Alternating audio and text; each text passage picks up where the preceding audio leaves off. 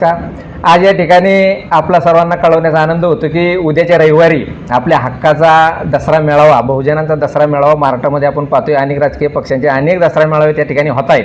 पण 5 तारखेला ऑक्टोबरच्या होणारा जो दसरा मेळावा हा जेजुरीमध्ये होतोय. जेजुरी ही आपल्या मल्हार गडाची महती आहे. मल्हार ही काही देवस्थान आहे. ह्या देवस्थानामध्ये अख्ख्या महाराष्ट्रातून ओबीसी बांधव येतात, कुलधर्म कुलाचार करतात, सर्व जाती धर्माचे येतात.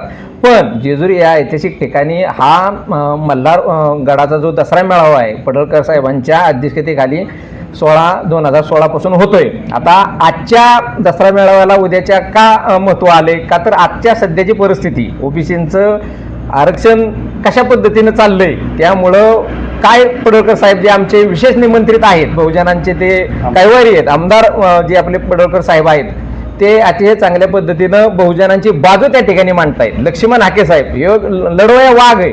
बहुजनांसाठी त्यांनी जीवाचं रान करून त्या ठिकाणी रणांगणात उतरले. तर हे त्या ठिकाणी विशेष निमंत्रित आहेत. ते ओबीसी बांधवांना मार्गदर्शन करण्यासाठी येणार आहेत. वकिलांची बाजू, वैद्यकीय विधितज्ञ ॲडव्होकेट ससाने साहेब त्या ठिकाणी येणार आहेत.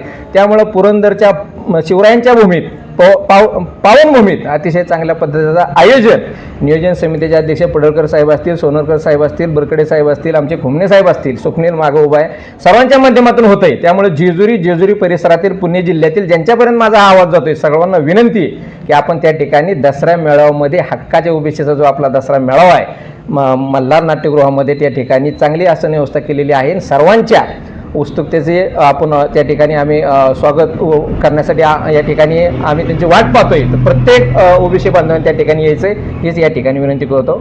धन्यवाद.